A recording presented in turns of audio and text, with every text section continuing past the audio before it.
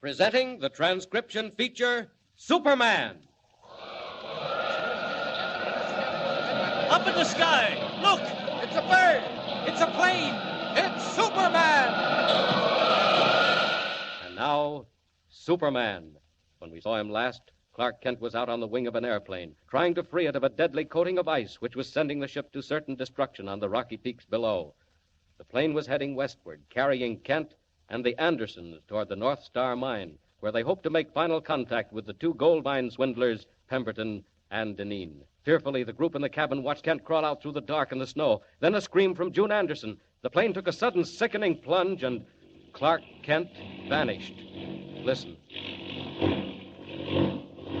He's gone! He's fallen! June, stop that. I tell you, he's fallen! Pilot, do something quick. Hang on. We're going into a tailspin. We're plunging down!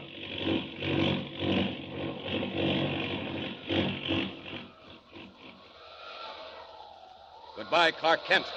For the next few minutes, it's up to Superman. That plane, it's out of control, falling fast. I've got to get under it. What's below us? Looks like the worst part of the Rocky Mountains. Not much time. Here goes.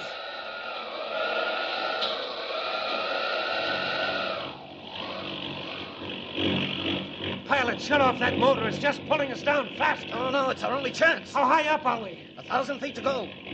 Less than that. 500. Oh! We hit something! It's moving down! We're slowing. We're leveling off.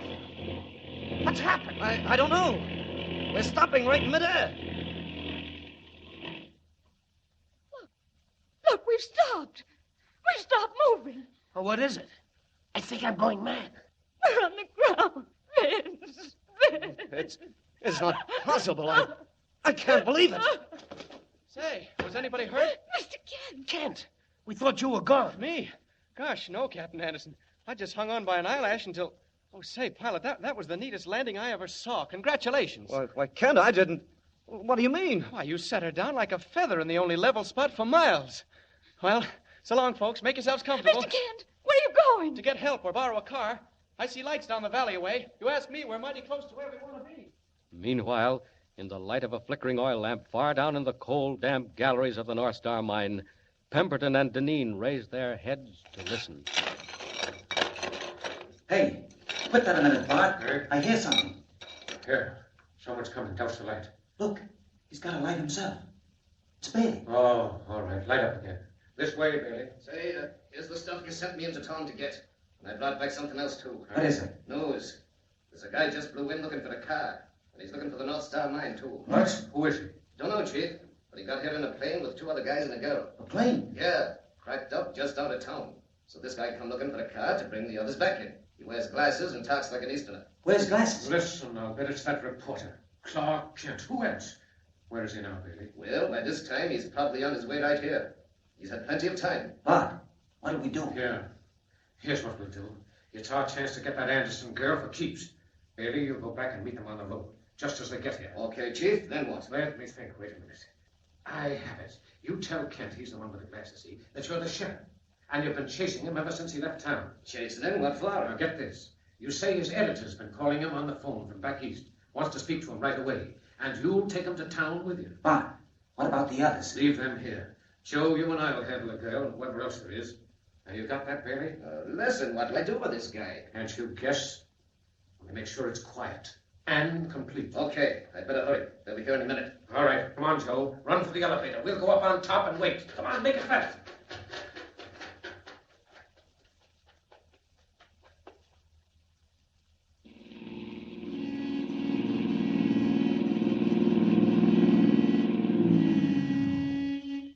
Say, is any one of you folks named Clark Kent? Why, yes. I'm Clark Kent. Boy, am I lucky. I'm the sheriff here, Mr. Kent. Oh?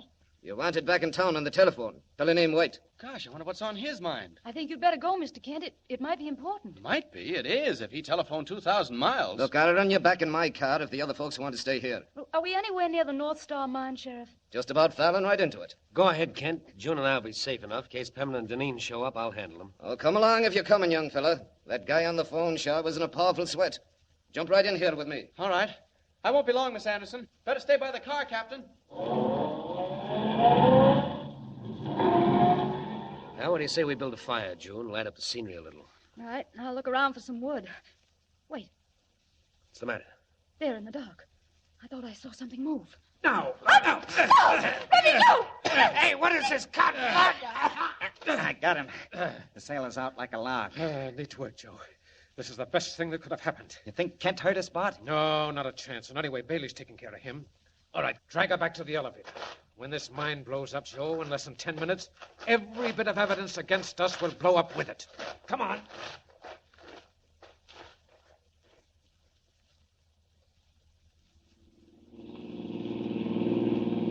Say, what about this, Sheriff? We've been traveling quite a while. Don't you worry. Where's the town? Where are we going? We ain't going. We're stopping right here. Hey, what's the idea? Get out, Kent. Go on, move. But I don't want to get out. Where's the telephone? Say, what's the idea of that gun? What's the idea of meddling into our affairs? Your affairs? Never mind. You sure won't meddle long. I'm going to fix you while Pemberton and Deneen fix them others. Now stand up and take it. Watch what you're doing. Now you're just trying to run. I see you, and I never miss. Got him, just like that. That's what you think, Sheriff. See how you like this. Hey, what the... Get back away! I'm somebody who's come to give you a lesson in manners. That'll take care of your car, and this will take care of you.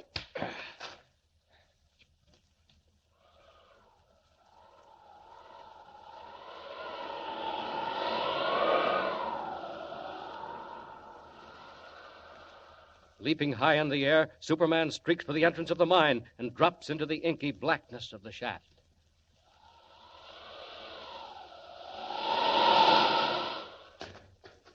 Miss Anderson! Miss Anderson! Where are you? What's that? I hear something. I hear them talking. Pemberton and Deneen. Right through the galleries of the mine. That's where they are. What? They're going to blow it up. No time to find the entrance. I'll just drive straight to it through the solid rock. Here goes.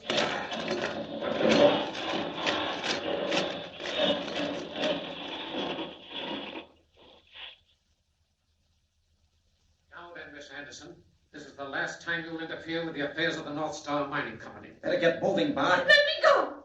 Let me go! Don't waste your voice, Miss Anderson. Come on, Bart. Less than 2 minutes to go. We gotta grab that elevator and blow. Goodbye, Miss Anderson.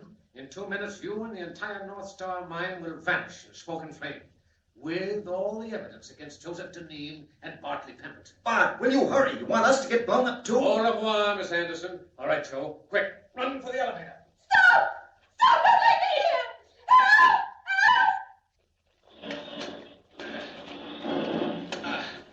I heard them, the devils. Leaving her there to die when the mine blows up. Only seconds to go now. There, almost in. One more wall to smash through. This'll do it. There. Get me out of here, quick! Miss Anderson, don't worry. Who are you? I heard you. I thought the mine was falling That's in. just what it will do if we don't get out of here. Quick. No! Here, I'll just pick you up. Don't be frightened. Hurry! Now. No time to run. Down the gallery. And up the shaft in one bound. Quick! I hear it! The explosion! Up, and we're away.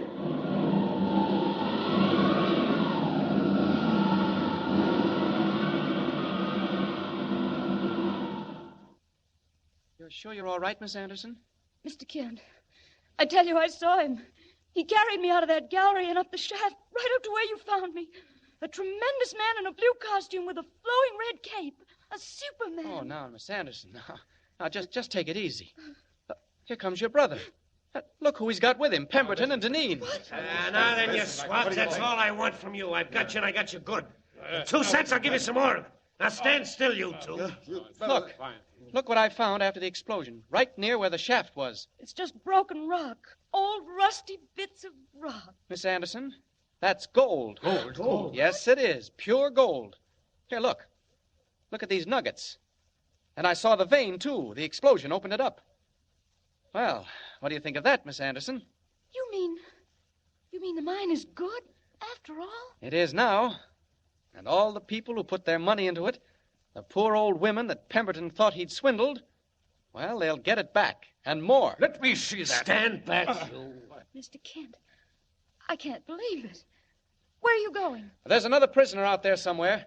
He called himself a sheriff. I'm going to pick him up, and then I'm going to phone my paper about that Superman you saw. It's the best story of the month, Miss Anderson. So long.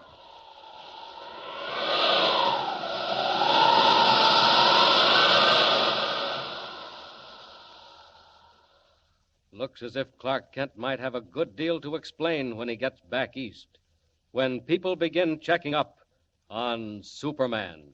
But there's another mystery brewing, another incredible adventure which puts everything else to one side. Be sure you tune in the next installment and follow the story. Tune in with us next time and follow the exciting transcription, Superman.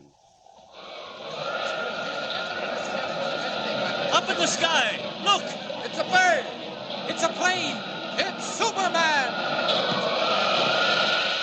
Superman is a copyrighted feature appearing in Action Comics magazine. Presenting the transcription feature, Superman. Up in the sky! Look! It's a bird! It's a plane! It's Superman! And now, Superman. Superman walks the earth and mingles with men as mild, spectacled Clark Kent, news reporter for the Daily Planet. As our story opens today, Superman, in his character of Clark Kent, has just telephoned his story of the North Star mine to his editor, Perry White. White offers his congratulations and also gives Kent a bit of welcome news. Listen. I'm all finished out here, Mr. White. Nice work. Kent, you did a good job with that North Star mine story. Now, I've got a little surprise for you. Surprise? Ever hear of San Miguel Penitentiary? It's a model prison near where you are. San Miguel? Sure, I've heard of it. So have you, don't you remember? Remember what? Well, that's where they sent the Wolf and Keno, the two fellows who tried to wreck that train, the Silver Clipper. Hey, that's right. The Wolf and Keno. Well, if you see them, give them my regards. Well, what's the idea, Mr. White? Well, just this, Kent. We've sent Lois Lane out to San Miguel to do a feature story on the modern penitentiary. She's out there now. Join her and bring her back with you. You'll be company for one another. Oh, gee, thanks, Mr. White. Forget it. Have a good trip, Kent. Bye. Goodbye, Mr. White. Operator. Hello, operator. Is there a garage in town where I can rent a car? Yes. Kennedy's? Okay, please connect me.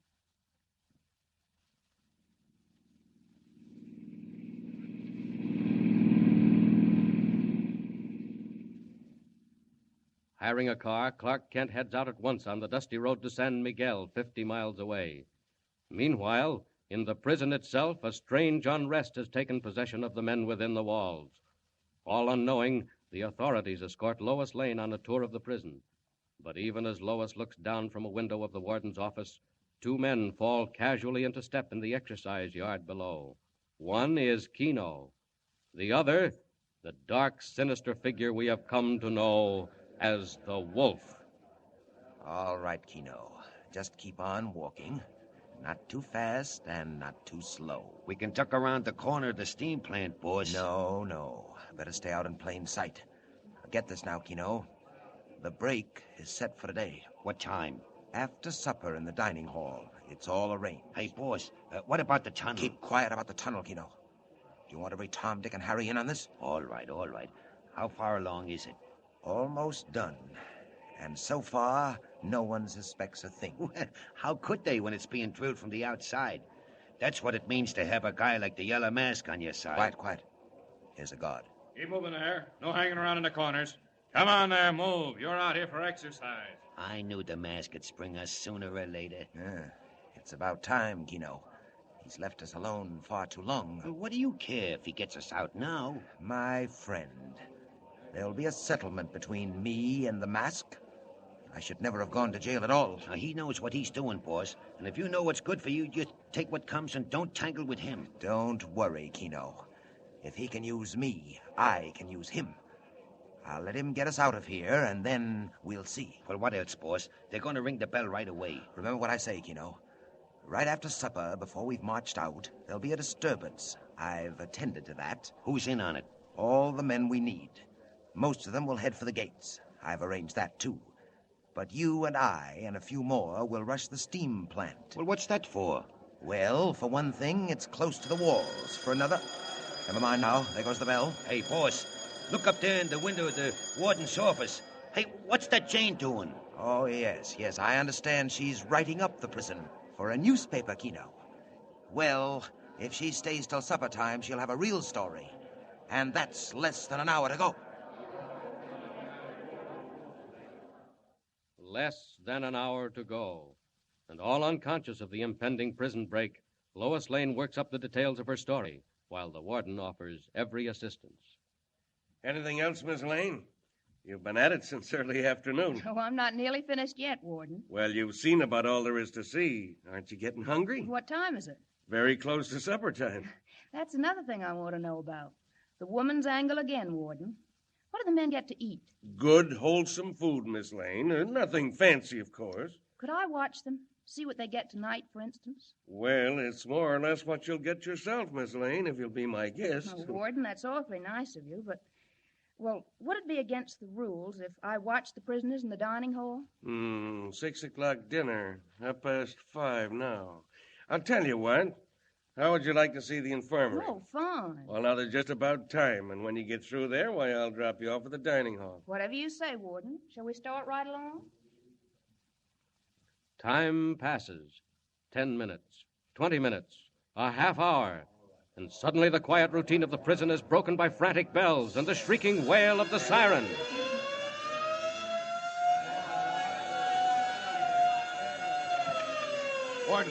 Warden, they've overpowered the guards in the dining room, barricaded themselves in. Clancy, quick. Who's the leader? The Wolf. Some of them are getting ready to crash the main gates.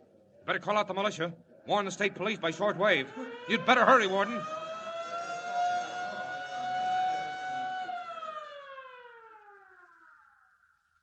Calling State Police cars 5927.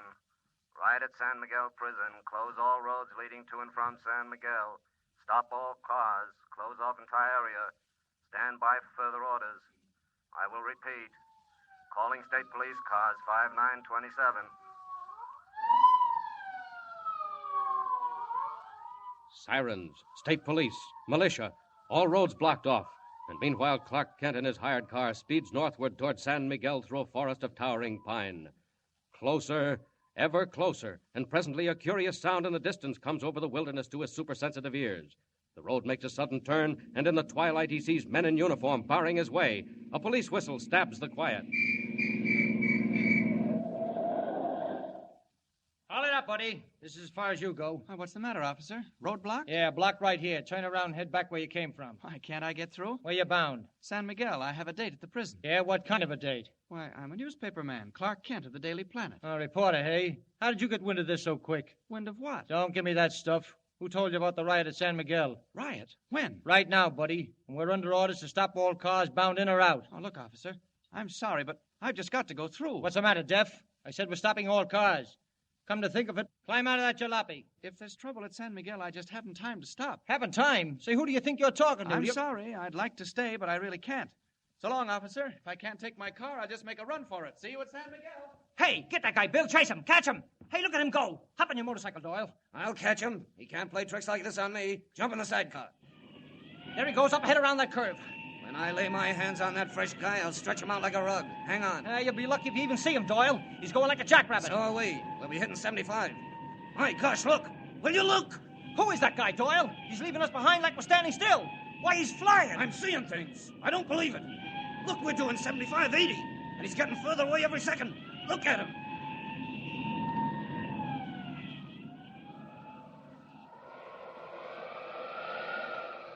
Sorry, boys. I'd like to stay and chat, but I can't do it now. If there's trouble at San Miguel, I've got to be there, and be there in a hurry. Up we go. And faster. Faster.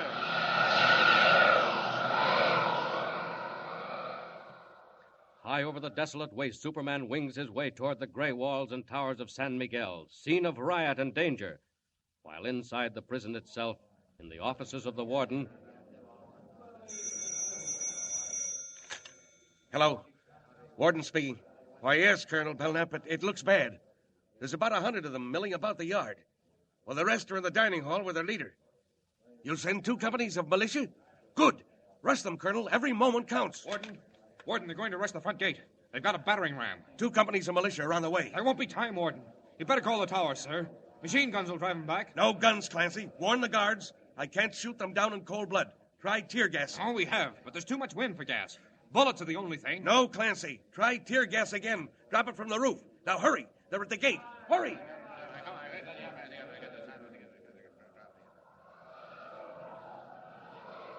Ah, there's the prison. And there's the riot. That state trooper was right.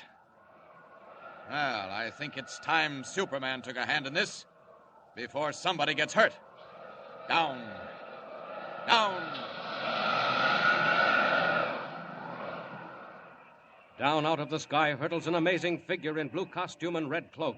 Vaults the high wall, appears out of the tear gas smoke as the screaming convicts mass for a concerted rush on the main gates of the prison, carrying a huge timber as a battering ram.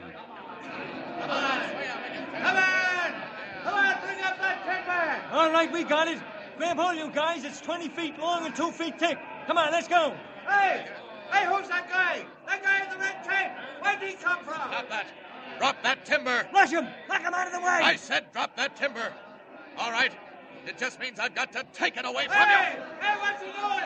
What's it doing? Hey, he's got the timber. He just snatched it loose. Back. Get back. He's crazy. He's swinging it like a baseball bat. Look out. Run back. Run. Run.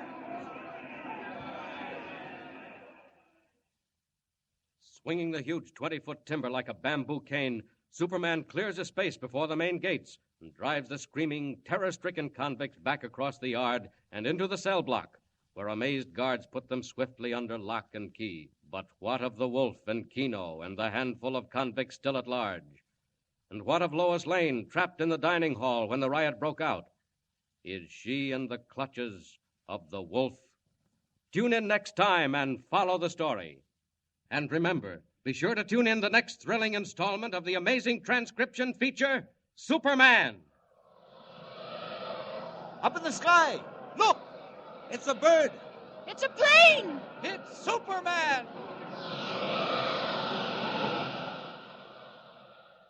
Superman is a copyrighted feature appearing in Action Comics magazine.